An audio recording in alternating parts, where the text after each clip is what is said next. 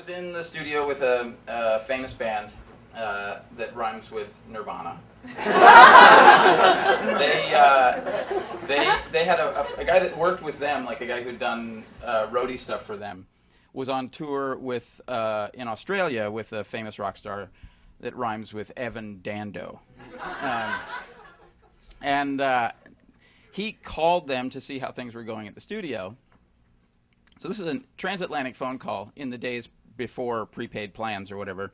So this is like an intercontinental long-distance telephone call from a hotel, like the most expensive communication ever. It's as though you were standing at a shredder just throwing 20s in it, right? So he calls the studio. This is on Evan Dando's tab. He calls the studio to see how the band's doing. They're bullshitting for a while about, you know, like how things are going, blah, blah, blah, blah, blah, blah. And then they were like, so do you, like, see Evan Dando? Is he like, yeah, he's right. He's in the room next door. And they're like, oh, let's fuck with him.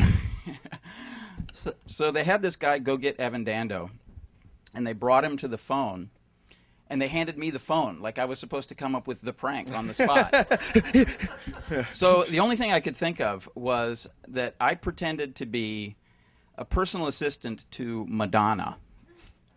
Because like all like sort of aspiring rock stars, they want to be in the company of or associated with people who are more famous and successful than themselves, right? Sure.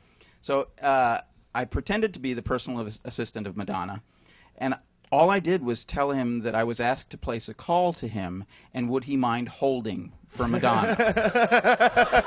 That was it. That was the extent of my, and I adopted a stereotypically gay Latino voice, which I don't want to do because I'm not very good at it, but he bought it. So, that's probably not that hard to buy. Go ahead, do it. Anyway, every now and again I would have to get back on the line to keep it going, you know, and like we would hurt him, like sort of like getting gradually more agitated and like calling people into the room and telling them that I'm going to talk to fucking Madonna, you know, like. Which by itself was entertaining, but then the thought of him doing it while shredding 20s, you know, made it a little bit better. So anyway, every now and again I'd have to get back on the line. I'm sorry to keep you waiting. That's great. No, that's really good. She had asked me to place a call, so if I understand you have to go, I understand. But she asked me to place a call. Can you wait a little long? Can you wait?